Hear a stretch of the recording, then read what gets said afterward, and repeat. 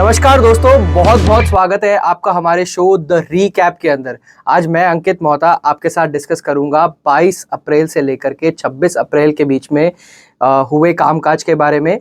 और साथ ही साथ मैं बता दूं दोस्तों, ये हमारा 17वां वीक था जिसके अंदर हमने आपके साथ में रोज सुबह 8:45 पर जुड़ करके लाइव डिस्कशन किया था कि मार्केट कैसा लगता है और स्टॉक्स के अंदर कौन से रुझान में है और कौन से नहीं।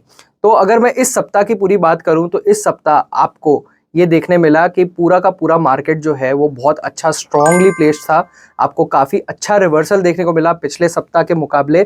आपने देखा था काफ़ी गिरावट थी और उसके अंदर ईरान और इजराइल के युद्ध की भी प्रॉब्लम्स चल रही थी, वो हमने शांत होते हुए देखने को मिली और उसका इम्पैक्ट हमें मार्केट्स पे भी देखने को मिला। निफ्टी के अंदर हमने देखा कि 1.23% की बढ़त है और बैंक निफ्टी के अंदर 1.32% की बढ़त है। बट सिर्फ इतना देखने से आपको पता नहीं चलेगा कि एग्जैक्टली मार्केट में हुआ क्या है। अब अगर आप मिड कैप पे फोकस करेंगे, मिड कैप इंडेक्स के अंदर लगभग 4% की तेजी देखने को मिली थी और स्मॉल कैप इंडेक्स के अंदर लगभग 4.5% की तेजी देखने को मिली थी। तो यहाँ पे इस स्पेस के अंदर काफी जबरदस्त काम हुआ।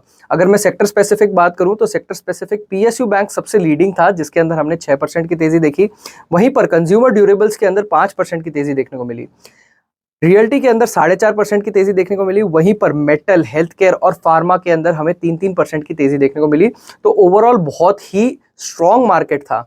अब अगर मैं हर दिन के कारोबार की बात करूं तो 22 अप्रैल से स्टार्ट करता हूं। 22 अप्रैल के अंदर हमने देखा कि गैप अप ओपनिंग होने को देखने को मिली हमें निफ्टी के अंदर भी और बैंक निफ्टी के अंदर भी काफ़ी अच्छा हमने क्या बोलते हैं स्ट्रॉन्गनेस शो किया और उस स्ट्रॉन्गनेस के अंदर बाकी सारे स्टॉक्स भी बहुत अच्छा परफॉर्म करे। स्टॉक स्पेसिफिक अगर मैं बात करूं तो मिड कैप और स्मॉल कैप के अंदर बहुत अच्छा आपको बढ़त देखने को मिला और उसका इम्पैक्ट हमने जो लाइव शो किया था उसके अंदर भी हमें देखने को मिला था, जिसकी हम चर्चा आगे करेंगे।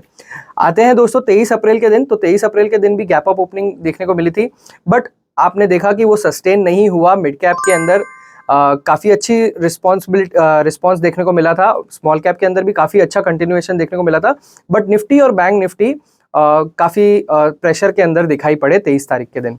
अब 24 तारीख की बात करें तो 24 तारीख बहुत ही साइडवेज डे था। मतलब insignificant work in Nifty and bank Nifty हमें ये देखने को मिला, बट मिड कैप और small cap again all time high का स्तर छूते हुए हमें नजर आए।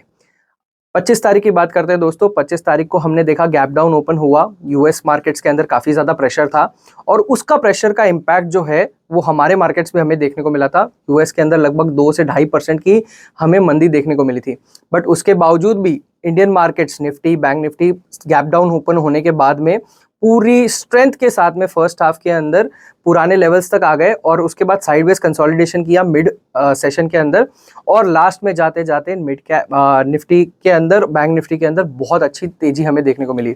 इस दिन एक घटना और हुई थी जो कि हमें आरबीआई की तरफ से सुनने के लिए मिली थी। कोटक बैंक के लिए, कोटक बैंक के लिए उनने ये रेगुलेशंस निकाले थे कि कोटक बैंक का जो क्रेडिट कार्ड डिवीजन है उसको वो नए कार्ड्स बनाने के लिए ब्लॉक कर रहे हैं क्योंकि उनके अंदर कुछ इरेगुलरिटीज मिली थी और उस वजह से स्टॉक 10% की मंदी के साथ भी खुला था।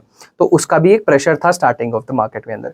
अब अगर 26 तारीख की बात करता हूं तो निफ्टी, बैंक निफ्टी ने काफ़ी अच्छा स्टार्ट किया था, बट पूरे ही दिन काफ़ी ज़्यादा डाउन ट्रेंडिंग प्रेशर आपको देखने को मिला था निफ्टी और मिड कैप स्टॉक, निफ्टी और बैंक निफ्टी के स्टॉक्स में। बट मिड कैप और स्मॉल कैप स्टॉक्स काफ़ी अच्छा परफॉर्म करते रहे। दोस्तों अब हम बात करते हैं हमारे परफॉर्मेंस की, जो कि मैं आपके साथ में रोज सुबह 8:45 पर लाइव जुड़ करके आपके साथ स्टॉक्स डिस्कस करता हूं।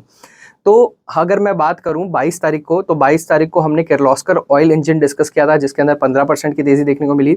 वहीं पर एचपीएल इलेक्ट्रिक और आइनॉक्स विंड के अंदर 12% की तेजी देखने को मिली थी।